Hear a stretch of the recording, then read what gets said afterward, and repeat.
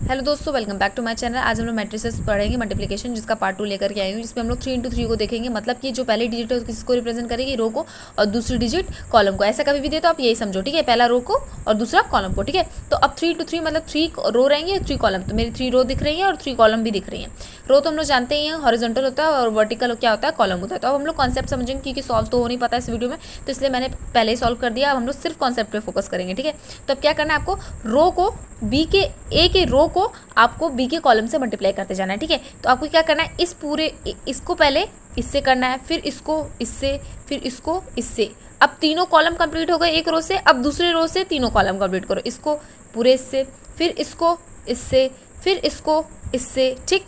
अब ये भी हो गया, मतलब दूसरा रो भी हो गया और तीनों कॉलम भी हो गया। अब तीसरा रो को पकड़ के आपको तीनों कॉलम को कंप्लीट करना है, इसको इससे, इसको इससे, इसको इससे, ठीक है।